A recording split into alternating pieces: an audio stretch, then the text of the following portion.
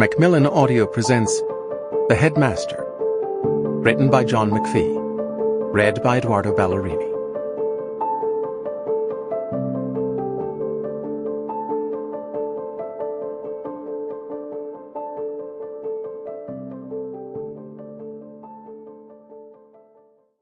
Preface.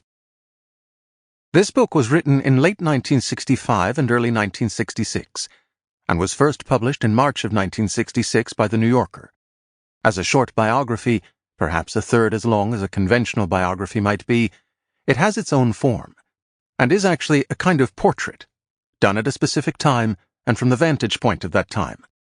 I hope the reader will have a sense that he is looking at a picture of Frank L. Boyden, Headmaster of Deerfield Academy, as he was soon after his 86th birthday, with details of his life and the history of his school coming in as elements in the portrait.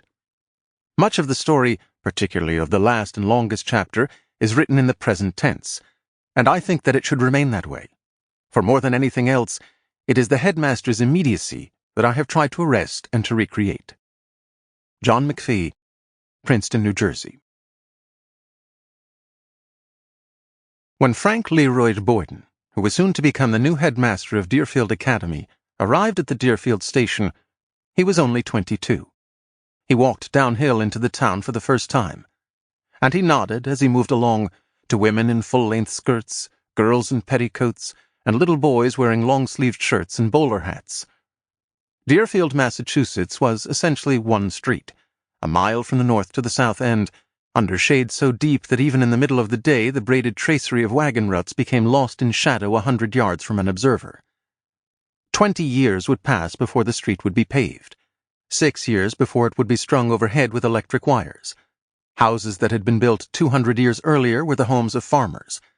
Some of them tilted a little, and shingles were flaking off their roofs. Though the town was reasonably prosperous, much of it seemed slightly out of plumb. Deerfield Academy, the community's public school, was a dispiriting red brick building that appeared to have been designed to exclude as much sunlight as possible.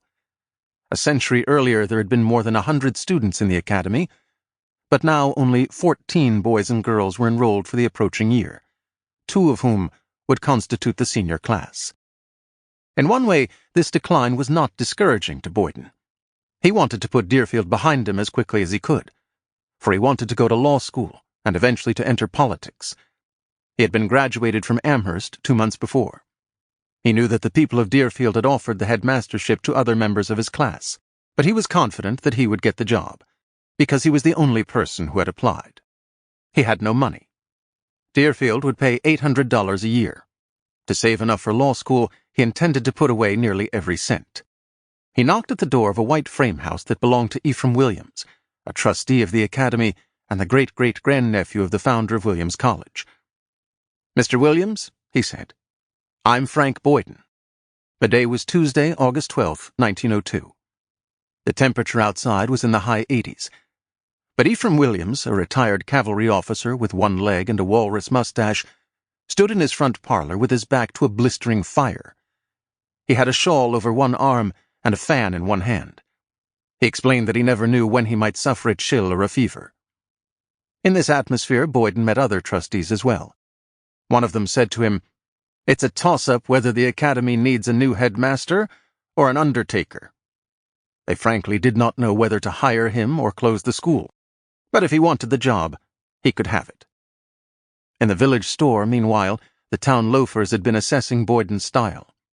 In the recent past, they had seen plenty of new headmasters, and this one impressed the town about as little as the town had impressed him. He was, for one thing, 5 feet 4 inches tall. With his hair parted in the middle and with rimless spectacles, he looked forbidding but hardly forceful. Boys in that part of the state had been known to pick up schoolmasters and throw them out the window. It is still remembered that one of the men in the store that day said, "It won't be very long before they drive that young man out of here." Nothing is left of that scene, not even the store itself. Up the street, however, in the white frame house that once belonged to Ephraim Williams, lives the headmaster of Deerfield Academy. He has been the headmaster for 64 years. During Boyden's first 40 or 50 years in this position, he so concentrated on developing... Sample complete. Ready to continue?